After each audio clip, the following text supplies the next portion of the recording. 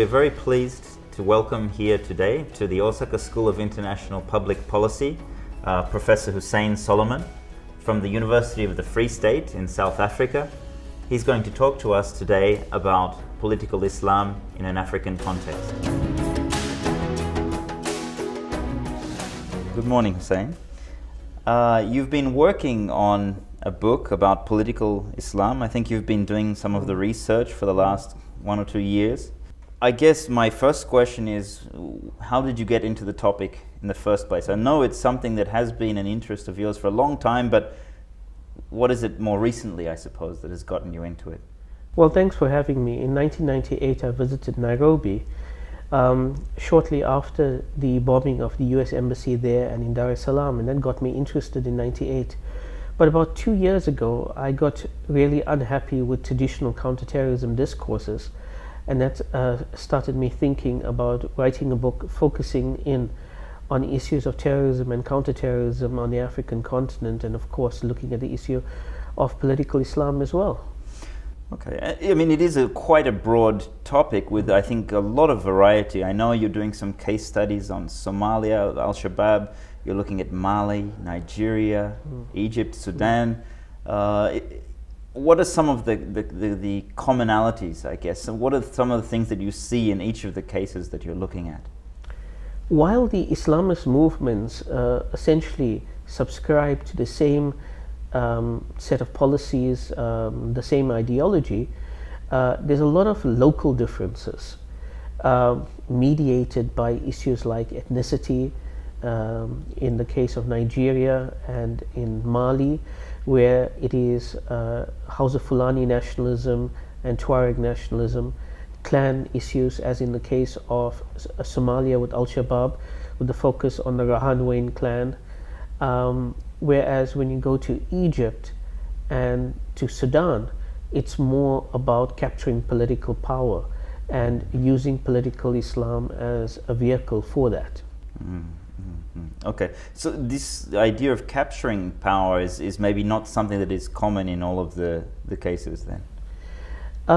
It is, but in the case of Egypt, for example, the Muslim Brotherhood sought to capture political power via the ballot box.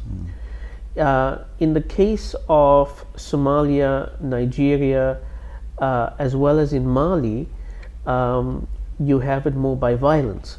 But in the cases of Nigeria and Mali, there's now also a movement for secession.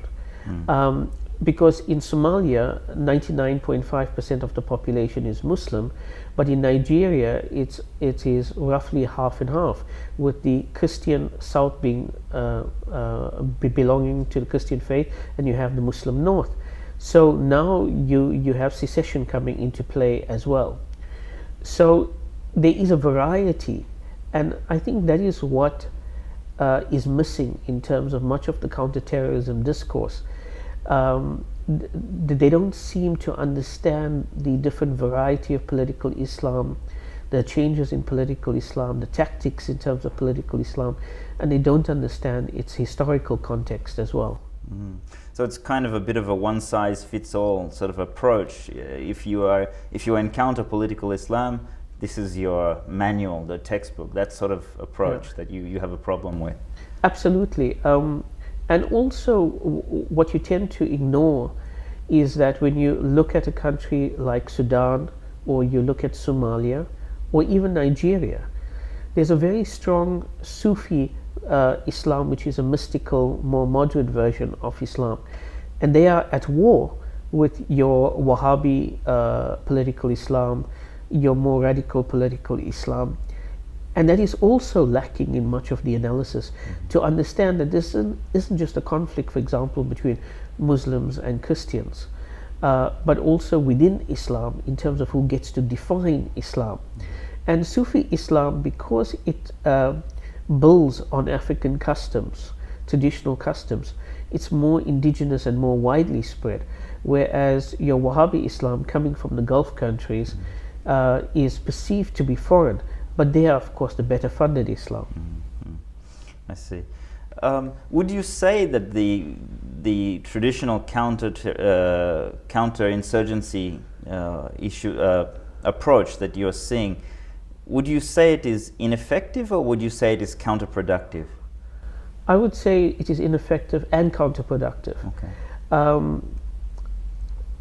It's the old saying of, if you have a hammer, everything looks like a nail. So it's just a military response, it's a security response, and while I don't deny that it is important, for example, to capture those 200 young girls who Boko Haram captured from the school, that is just putting a band-aid on a problem. You need to go to deeper structural issues. It goes to the nature of the state. Is it inclusive enough? Does it represent all the groups? It goes to the fact that when whether you talk about the Rahanwein in Somalia, whether you talk about the Tuaregs in Mali, or whether you talk about the Hausa Fulani in Nigeria, all three are economically on the margins. And so there's economic roots to the crisis, and there's certainly the politics of identity, that the state does not represent, for example, the interests of the Rahanwein in Somalia. It's regarded as Hawiya dominated. The Tuaregs feel as if they have no role in Mali, and they speak a separate language.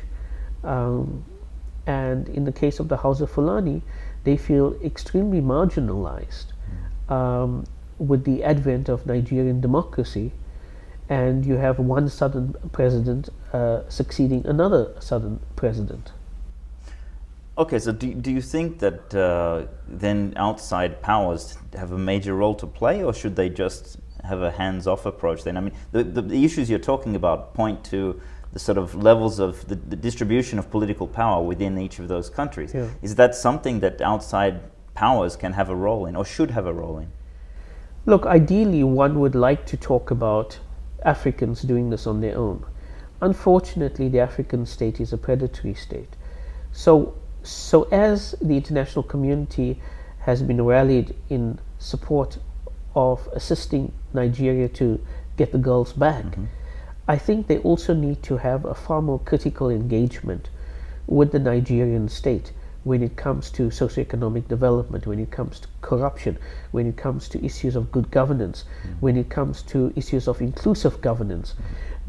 They can use aid as a leverage with many African states to get them to be more responsive to the needs of people, because what political Islam ultimately is, it is a vehicle to channel grievances in a religious context. It is a vehicle to strike back at an uncaring state. And one of the ways the Islamists actually gain traction in these countries is precisely because they provide socioeconomic development, running soup kitchens, providing free schooling, hospitals and so on, clinics to the local population, and that is a problem. So if a state can be more responsive, the appeal to political Islam would be less, in my view. And finally, do you think that the kind of extreme versions of political Islam will eventually be forced to moderate themselves simply because they do want they do need to rely at least on some sort of a local support base, and the more extreme they are, the less support they can gain locally? Do you think they will eventually moderate themselves? It would make rational sense for them to accommodate themselves within the current structures of political power and to play by the rules of the game, as it were. Certainly the reaction after the kidnapping of those 200 girls suggests that they may have overplayed their hand in that regard.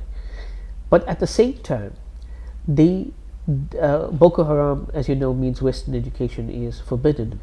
And more importantly, they do not believe that young girls should receive an education. So they're not making rational calculations.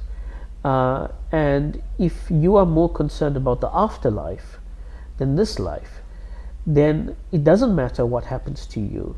If the insurgency loses momentum, you are guaranteed paradise.